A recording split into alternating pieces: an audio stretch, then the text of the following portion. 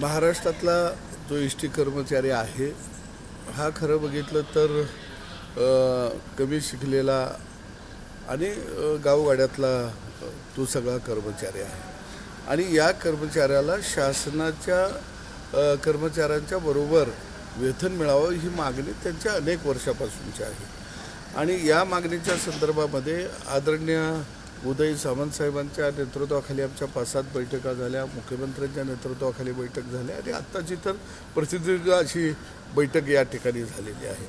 मुख्यमंत्र्यांनी सगळा विषय समजावून घेतलेला आहे आणि निश्चितपणानं मुख्यमंत्र्यांनी सांगितलं की उद्या सायंकाळी 7ला जी बैठक होईल या बैठकीमध्ये राज्यातल्या एस टी कर्मचाऱ्यांच्या बाबत आम्ही सकारात्मक भूमिका घेऊ आणि निश्चितपणानं आम्ही राज्यातल्या एस टी कर्मचाऱ्यांच्या बरोबर आहोत। ओएसिस फर्टिलिटीच्या तज्ञांनी IVF उपचार पद्धतीद्वारे 1 लाखांहून अधिक जोडप्यांना मातृत्व प्राप्तीचा आनंद दिला आहे। मोफत अपॉइंटमेंट बुक करण्यासाठी आजच संपर्क साधा असं त्यांनी आम्हाला शब्द दिलेला आहे आणि आता सध्या गणपती कोकणामध्ये येत आहेत। कोकणवासीय कोकणामध्ये मोठ्या संख्येनं जात असतो आणि अशा काळामध्ये आपण सगळ्यांनी मिळून सरकारला आम्हाला सहकार्य करावं, सरकार तुमच्याबरोबर आहे अशी पद्धतीची भूमिका त्यांनी मांडलेली आहे। पडळकरजी, उद्या संपाचा दुसरा दिवस आहे। अनेक चाकरमानी कोकणाकडे जाण्यासाठी रवाना होतील, परंतु उद्या गर्दी होण्याची शक्यता आहे।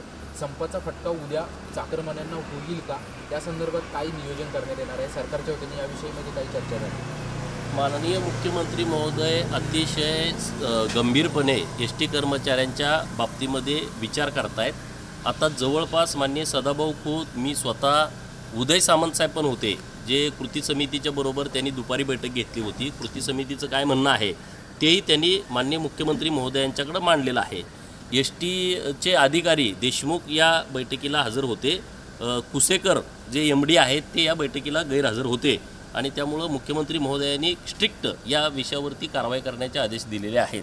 माननीय मुख्यमंत्री महोदय हे एस टी कर्मचाऱ्यांच्या प्रश्नाकडं एकदम सकारात्मकतेनं बघतायत असं आम्हाला वाटतंय आणि उद्या संध्याकाळी 7 वाजता जी बैठक होणार आहे त्या बैठकीमध्ये माननीय सरकारकडून मुख्यमंत्री महोदयांच्याकडून एस टी कर्मचाऱ्यांच्या बाबतीमध्ये सकारात्मक निर्णय येईल अशी आम्हाला अपेक्षा आहे। उद्या 7 वाजता तोडगा निघेल का? निश्चितपणे मुख्यमंत्री महोदय अनेक विषयाचा तोडगा काढतायत, अनेक विषयावरती मारा काढतायत आणि एस टी कर्मचारी तर आपला कर्मचारी आहे, गावगाड्यातला आहे, गोरगरीब सगळी मुलं त्यामध्ये सर्व्हिसला आहेत, 18 पगड जातीतले 12 बलुतेदारांची, शेतकऱ्यांची पोरं एस टीमध्ये काम करतायत आणि एस टी ही महाराष्ट्राची एक रक्तवाहिनीसारखी आहे असं माननीय मुख्यमंत्री महोदयांचं मत आहे आणि त्यामुळं खूप चांगली चर्चा या बैठकीमध्ये झाली आहे। तर उद्या निश्चितपणे खूप चांगला काहीतरी मार्ग निघेल असं आम्हाला वाटतंय। आता शेवटी उद्या बैठक झाल्याच्या नंतर आपल्याला कळेल। एस टी कर्मचाऱ्यांना आव्हान काय कराल? दुसऱ्या दिवशी देखील आंदोलनात सहभागी होणार असं अनेक एस टी कर्मचारी म्हणतात।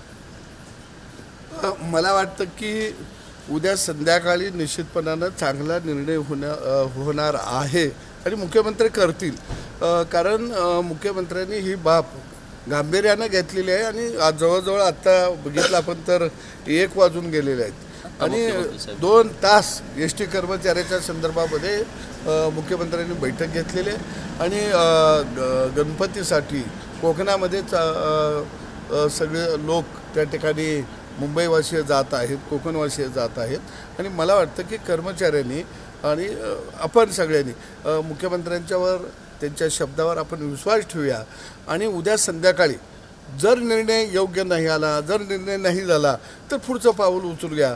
परंतु मला खात्री आहे की महाराष्ट्रातला एस टी कर्मचारी हा मुख्यमंत्र्यावरती विश्वास ठेवून आहे आणि आमच्यावरती विश्वास ठेवून आहे। याचं कारण त्यांना पूर्वीच्याही आंदोलनातनं आम्ही जेवढं देता येईल तेवढं देण्याचा प्रयत्न केलेला आहे। त्यामुळं उद्याच्याला सणासुदीचं सगळं पार्श्वभूमी पाहता कर्मचाऱ्यांनी थोडंसं संयमानं जावं आणि उद्या संध्याकाळी 7च्या बैठकीनंतर पुढील निर्णय किंवा सरकारची भूमिका जाणून घेतल्यानंतर आम्ही कर्मचाऱ्यांच्या बरोबर आहोत, आम्ही बोलू आणि मला वाटतं की गणपतीचा विचार कर्मचारी करतील आणि आम्हीही करू।